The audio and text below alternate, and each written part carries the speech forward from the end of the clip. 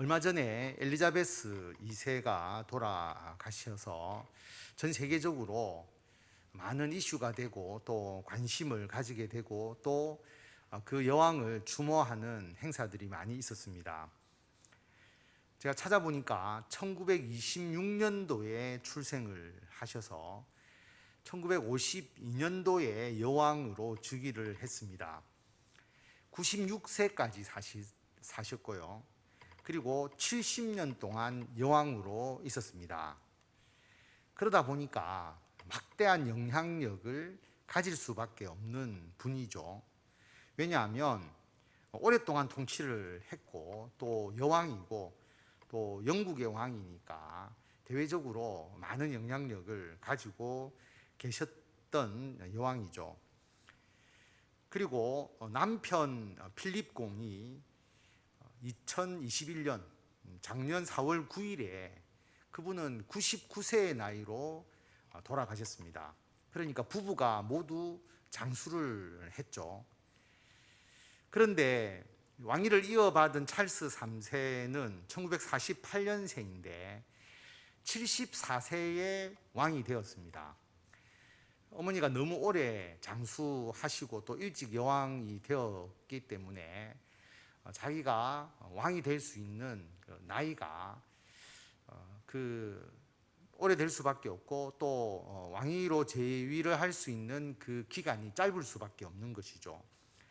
그러니까 앞에 여왕의 인기가 너무나 많았고 또 장수하셨고 이 찰스 3세의 경우에는 나이가 너무 많아서 왕이 되었기 때문에 주목받기가 어렵죠. 74세의 왕이 되었으니까 사람들로부터 인기를 얻을 수 있는 그 정도의 자기가 상황이 아니지 않습니까?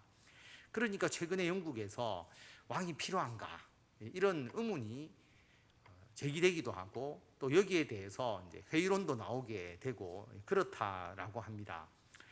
영국에 왕이 필요할까? 이것은 우리가 잘 모르죠. 영국 사람이 결정을 해야지 우리가 영국의 왕이 필요한지 필요하지 않는지를 관심을 가질 이유가 전혀 없습니다. 우리는 우리에게 왕이 필요한지 필요하지 않는지를 생각을 하면 되는 것이고 오늘 성경에서 나오는 왕에 대해서 우리가 묵상하면 되는 것이죠. 왕은 좋은 의미로 생각하기가 쉽지만 오늘 말씀에 나오는 이 왕은 사실상 그 시대에 백성을 압제하는 성격이 더 강하죠. 그래서 레위기 25장 42절에 보면 그들은 내가 애굽 땅에서 인도하여 낸 내 종들이니 이스라엘 백성들을 말합니다. 이스라엘 백성들은 내가 애굽 땅에서 인도하여 낸 내 종들이니까 종으로 팔지 말라라고 그렇게 말합니다. 이스라엘 백성들을 뭐라고 말씀하시느냐 하면 하나님의 종이다. 종이라는 말은 품꾼으로도 번역할 수 있습니다. 하나님의 품꾼, 하나님의 종. 그렇기 때문에 이스라엘 백성들은 다른 어떤 세상 나라의 또 세상의 왕의 종이 되어서는 안 된다라고 하는 것을 하나님께서 선언하시는 것이죠. 너희들은 나의 종이다. 그러므로 다른 왕의 종이 되어서는 안 된다라고 선언하시는 내용이 레위기 25장에 나오는 겁니다. 이스라엘 백성들을 하나님께서 애굽의 종에서 해방시켜 주셨잖아요. 이스라엘 백성들은 애굽의 왕의 지배를 받는 종들이었습니다. 그런데 거기에서 해방시켜 주시잖아요. 출애굽시켜 주셨죠. 그래서 너희들은 더 이상 세상의 왕의 종이 되어서는 안 된다라고 선언하고 계십니다. 55절에 보면 이스라엘 자손은 나의 종들이 됨이라. 그들은 내가 애굽 땅에서 인도하여 낸 내 종이요 나는 너희의 하나님 여호와이니라. 이스라엘 백성도 하나님의 종이기 때문에 다른 나라와 왕의 종이 되어서는 안 되는 것처럼 예수 믿는 우리들도 다른 사람의 종이 되어서는 당연히 안 됩니다.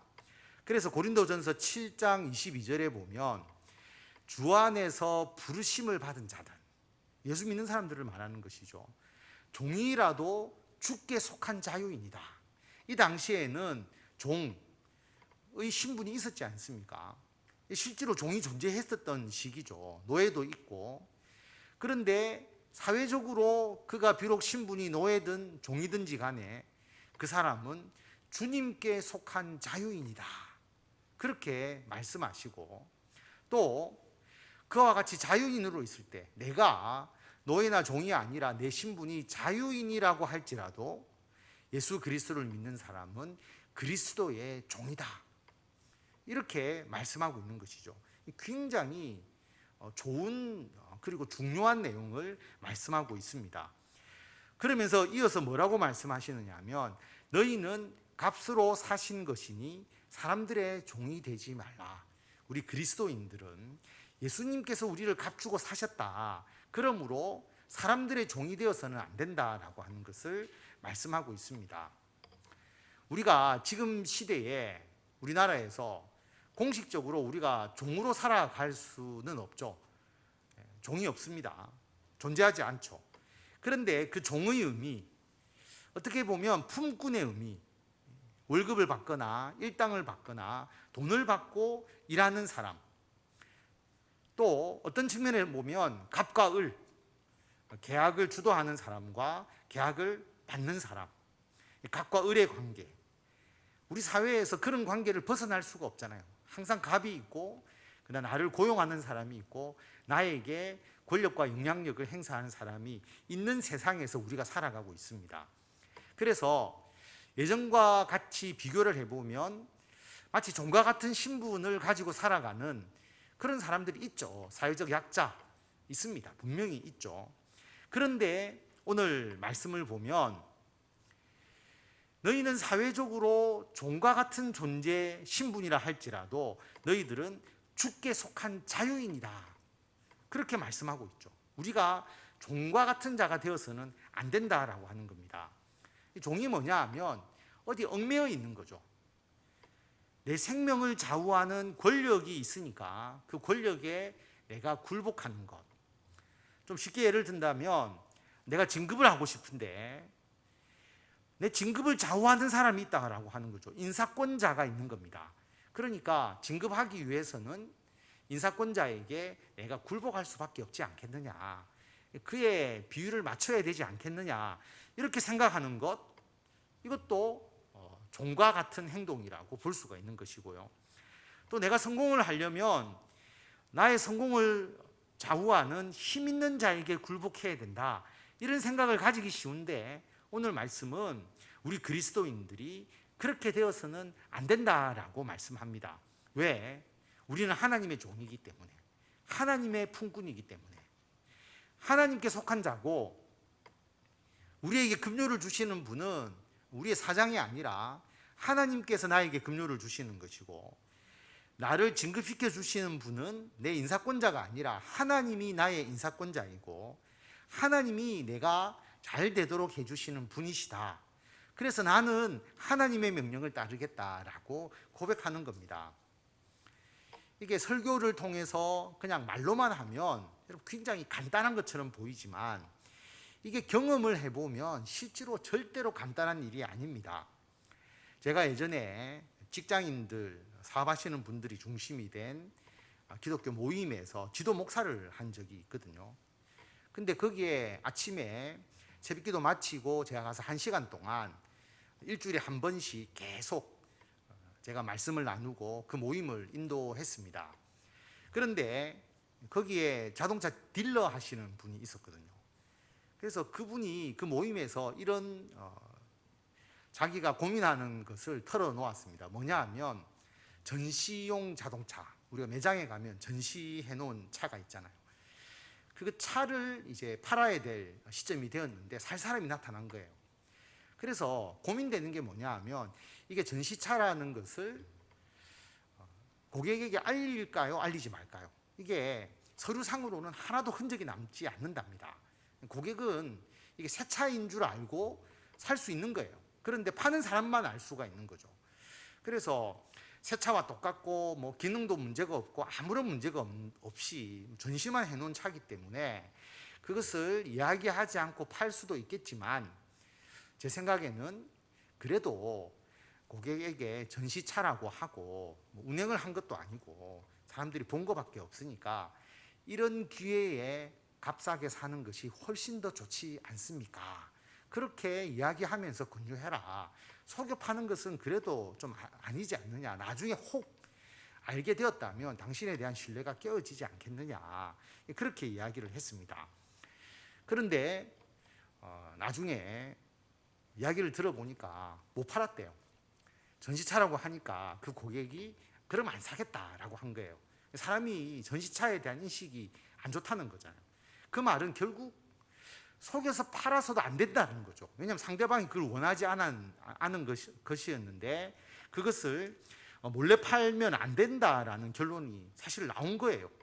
그런데 본인의 입장에서는 차를 한 대 팔면 본인이 수익도 되고 실적도 오르는데 그 고민을 털어놓지 않고 그냥 팔았으면 괜찮았을 건데 그 모임에서 이야기를 하고 제가 그렇게 하면 안 된다라고 이야기를 해서 자기가 솔직하게 고객에게 이야기를 했는데 결론이 좋은 게 아니라 자기에게는 막대한 피해가 있었던 것이죠. 그 다음부터 그 모임이 안 나오더라고요. 그 뒤로 제가 그분을 한 번도 본 적이 없습니다. 아예 모임에 안 나오셨어요. 여러분, 이러한 내가 믿음을 지키면서 살아가면서 나에게 일어나는 손해가 분명히 있을 수 있습니다. 그것을 감수해야 이러한 하나님에 대한 믿음, 내가 그 권력이나 그 힘에 대해서 내가 종이 되지 않겠다라고 선언을 할 수가 있는 것이죠. 결코 나에게 이득도 되고 내가 하나님을 잘 믿고 하나님의 사람으로서 하나님의 종으로서 살아간다. 이 두 가지가 양립이 안 되는 경우들이 너무나 많습니다. 우리가 주일 성수를 하는 문제에서 공식 근무 시간이 주일인 사람은 어떻게 할 수 없겠지만 우리가 일반 직장인들이 주일 성수를 잘 하려고 하면 근무 시간은 아닌데 주일날 꼭 일을 시키는 그런 상관이 있을 수 있습니다. 꼭 주일날 근무 시간도 아닌데 나오라고 하고 뭔가 일을 하도록 그렇게 시키는 경우들이 있죠.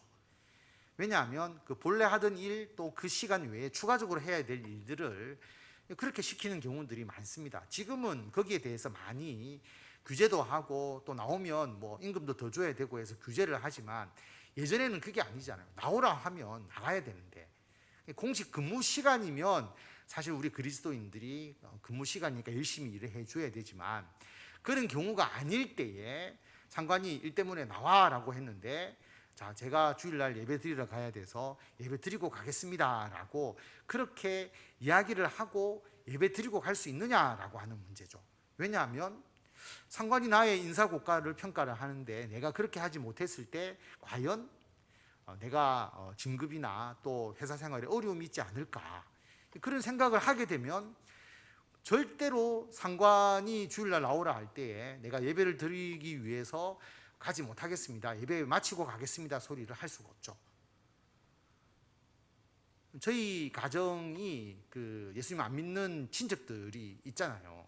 그러면 저희 선치는 무조건 저희 친척들에게 선언하는 게 주일날 결혼하면 우리는 못 간다. 딱 선언을 처음부터 선언을 하셨죠. 아무리 가까워도 주일날 결혼하는 것은 우리가 예배를 들어가기 때문에 못 간다. 그러니까 우리가 참석하기를 원하면 토요일에 해라. 고향에 그렇게 선언을 하시고 그것을 실천을 하셨습니다. 장례식도 어떻게 장례식은 어쩔 수 없지 않느냐. 제가 한 5대 독자 정도 되고 또 우리 친척 관계가 굉장히 좀 복잡하고 친척도 많고 이렇기 때문에 꼭 가야 될 일들이 있는데 저희 선친이 길을 딱 닦아 주셨어요. 무조건 주일날은 우리 교회 간다. 주일날 장례가 나면 주일날 못 간다. 토요일 가든지 끝나고 갈 수는 없으니까 예를 들어 장례 가장 중심된 시간이면 금요일날 가든지 토요일 가든지 모든 장례는 딱 그렇게만 참석하고 토요일날 오시는 거예요. 주일날 예배를 드리고 선친이 그렇게 해놓으니까 우리 집은 당연히 그러려니라고 생각을 하고 제가 목회를 하기 전에도 다 이제 그걸 인정을 해주시고 지금은 목회를 하니까 당연히 그것은 그렇게 인정을 해주시지만 목회를 하지 않을 때도 그런 분위기를 만들어 주셨다라고 하는 겁니다. 친척들끼리 뭔가 거기에 대해서 이야기가 있을 수 있을지 모르지만 그걸 지키시고 그것을 또 행하셨어요. 제가 처음에 이 교회 왔을 때 제가 들은 이야기 중에 하나가 뭐냐면 어떤 분이 그런 경우가 있었대요. 부모님이 상속을 해주는데 교회는 제사를 못 지내니까 너 제사를 지내야 내가 너에게 상속을 해주겠다. 그러니까 그러면 어떻게 할까 고민하다가 천주교는 제사를 지내도 되니까 제사를 지내고 상속을 받기 위해서 천주교를 가는 그런 분이 있대요. 여러분 뭐 천주교 간다고 구원을 못 받는 건 아니지만 상속을 받고 제사를 지내서 상속을 받기 위해서 내가 천주교로 갔다라고 생각한다면 과연 누가 그 주인이고 누구의 종이냐라고 우리가 반문할 때에 이것은 좀 문제가 있지 않을까라고 생각해 볼 수가 있는 것이죠.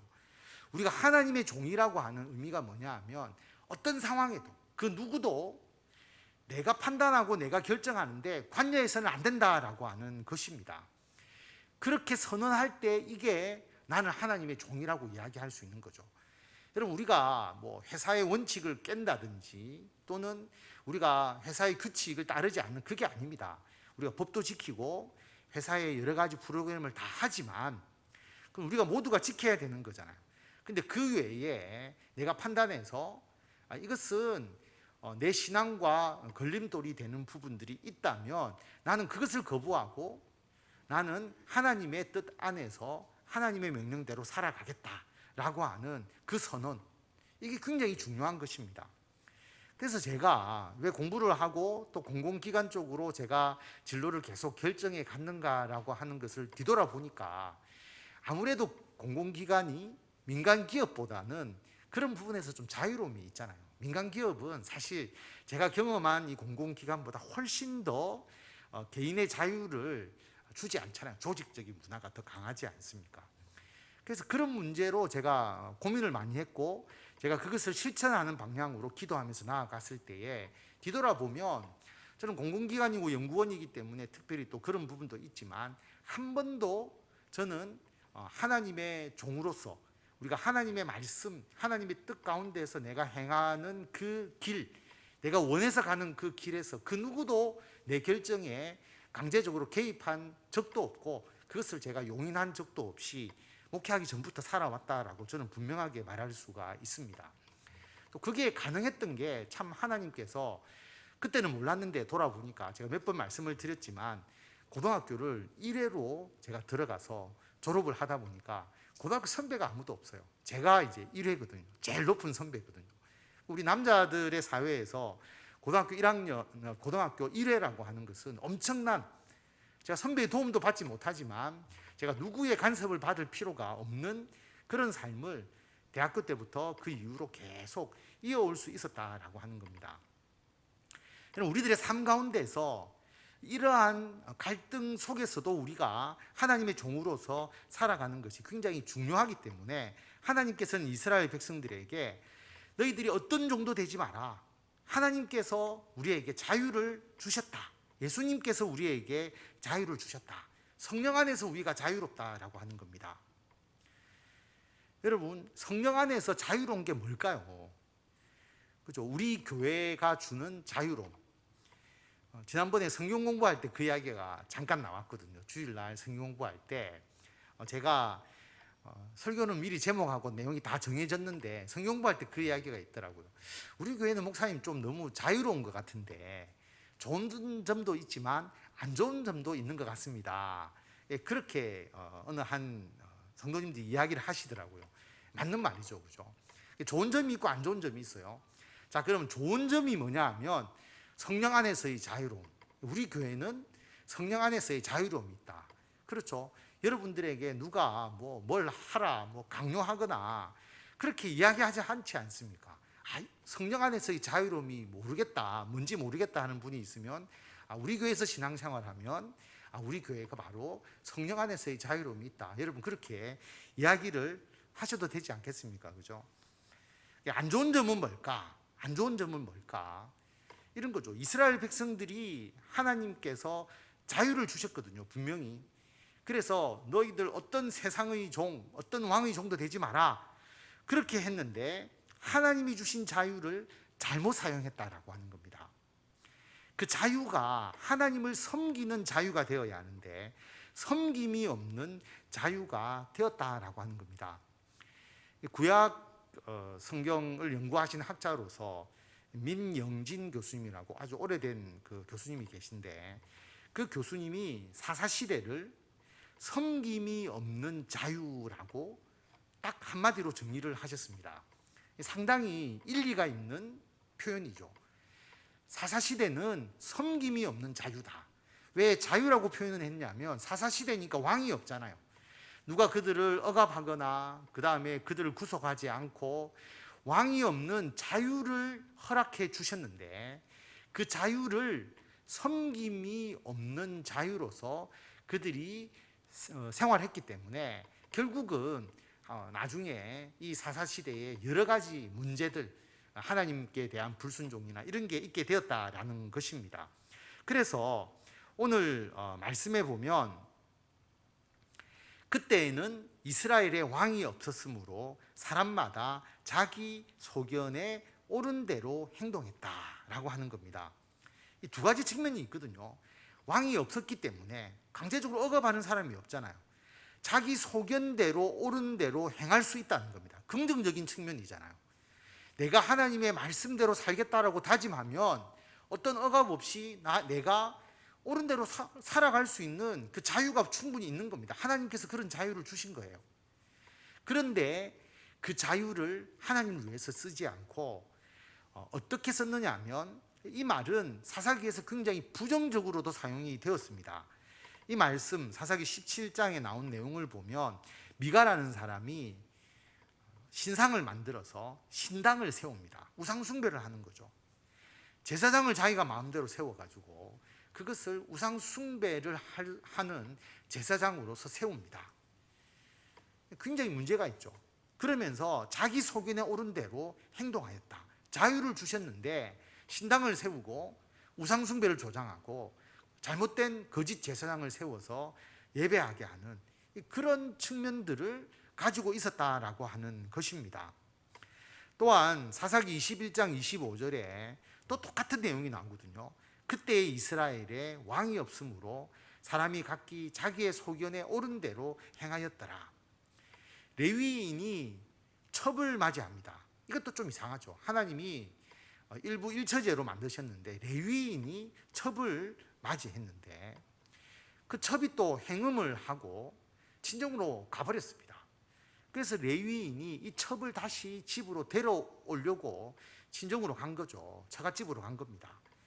그리고 자기 아내를 데리고 와서 돌아오는 도중에 베냐민 지파에 속한 기브아에서 유숙을 했는데, 기브아 사람이 자기의 그 첩 아내를 겁탈하고 죽이게 되죠.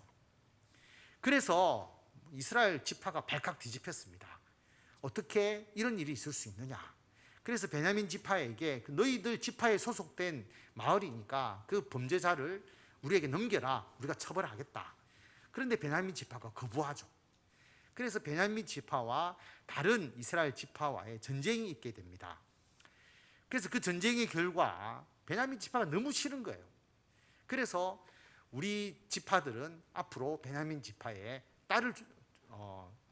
딸을 베냐민 지파에 주지 말자. 그래서 베냐민 지파가 동족과 결혼하지 못하면 멸절하게 되잖아. 이방인과 결혼할 수는 없으니까. 그래서 그렇게 결론을 내놓고 나중에 생각해 보니까 이러면 우리의 지파 하나가 완전히 멸절하게 되었으니까 총회에 참석하지 않는 그러한 족속, 야베스 길르앗 족속의 처녀를 데려다가 베냐민 지파에게 주고, 또 그래도 처녀가 부족하니까 실로에서 벌어지는 포도 축제 때에 있는 그 여자를 데려다가 또 아내로 삼는, 이런 일을 하고 난 이후에 이 구절이 나오는 겁니다. 그때 이스라엘에 왕이 없으므로 사람이 각기 자기의 소견에 옳은 대로 행하였더라.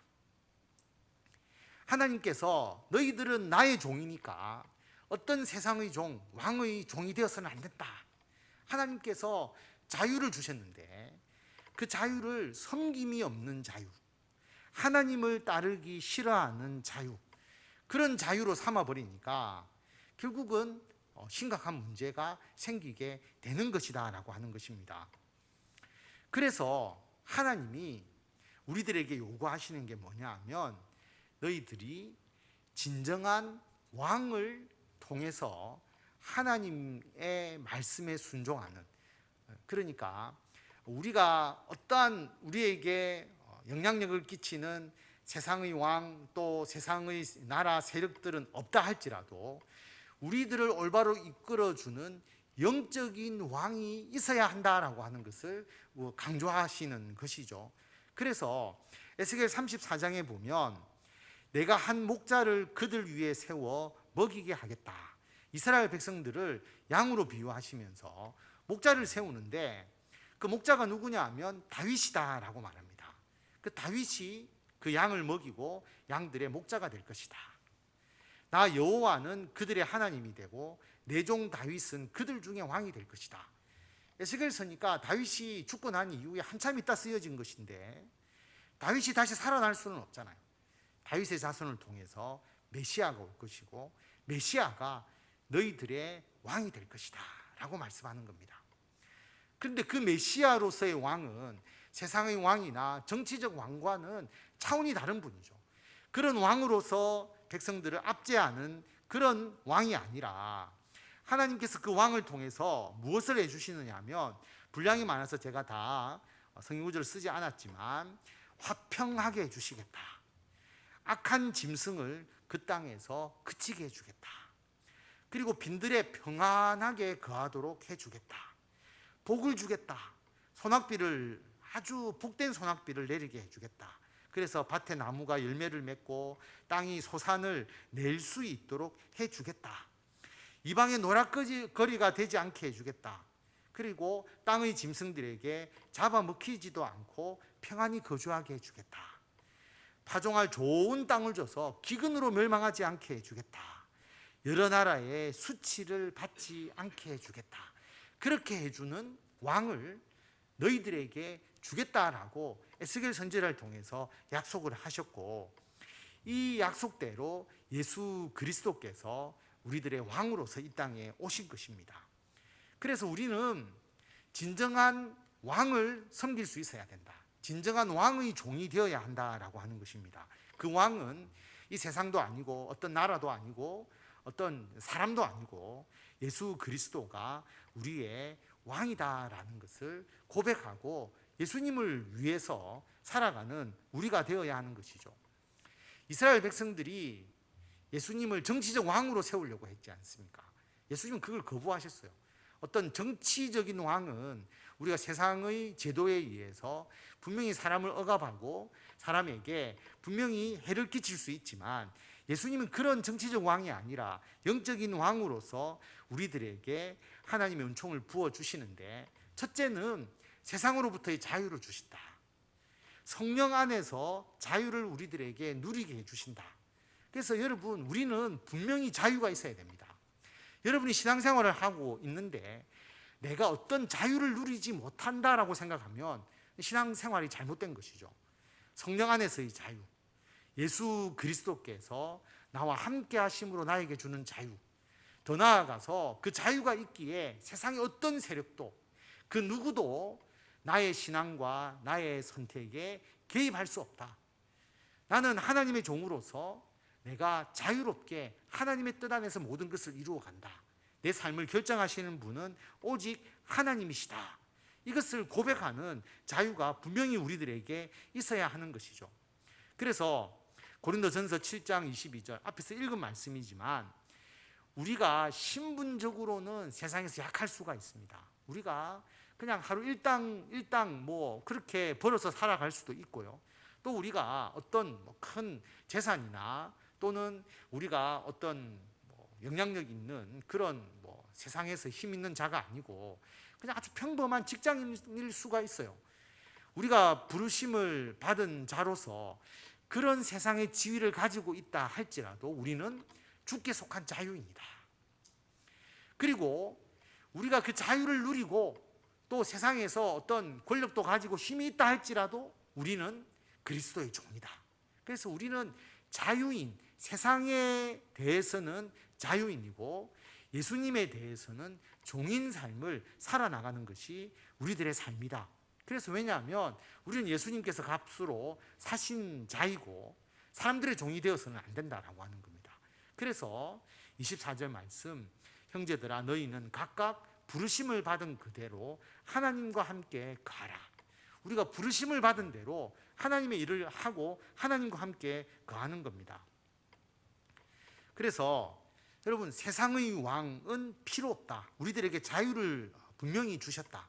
그래서 여러분들께서 어떤 의사결정을 하거나 어떤 일을 할 때에 여러분, 누가 나에게 큰 영향력을 끼치는 것처럼 보인다 할지라도 그것을 무시하고 나는 하나님의 뜻에 따라서 살아간다는 것을 먼저 내세울 수 있는 우리들이 되어야 합니다. 그래서 우리는 예수 그리스도 안에서 자유를 누릴 수 있어야 한다라고 하는 겁니다. 그런데 그 자유가 방종이 되어서는 안 되는 것이죠. 섬김이 없는 자유가 되어서는 안 됩니다. 왜냐하면 우리의 왕은 예수 그리스도고 우리는 예수님의 종이고 예수님의 품꾼이기 때문입니다.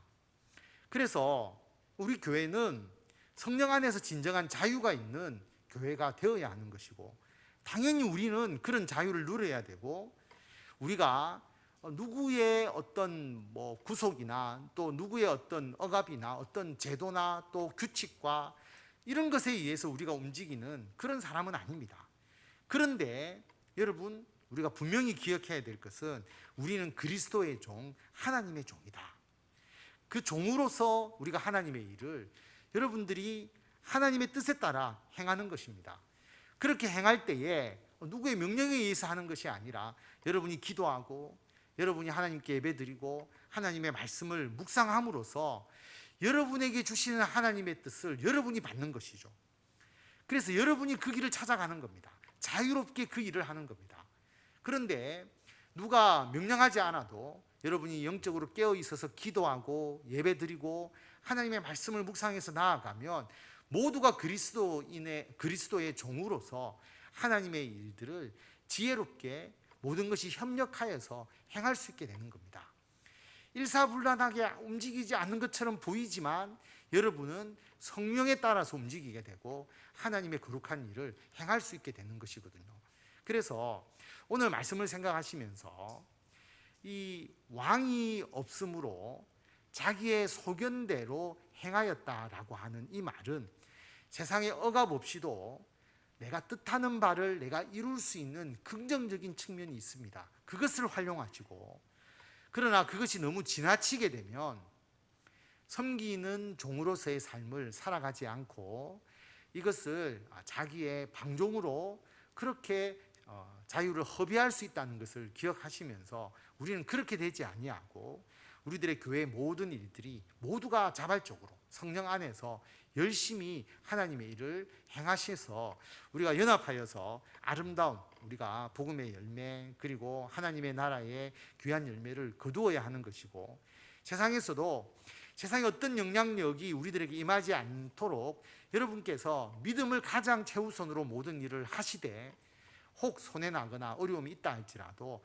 감수하시면서 담대하게 나아갈 때에 하나님께서 그 모든 것을 다 뒤엎으셔서 믿음으로 나아가는 자가 세상에서 승리할 수 있도록 더욱더 하나님의 영광을 나타낼 수 있도록 그렇게 인도하여 주심을 여러분이 직접 체험하면서 또 간증하시고 주의 복음을 더욱더 풍성하게 나타내시는 성도 여러분들이 다 되시기를 바랍니다.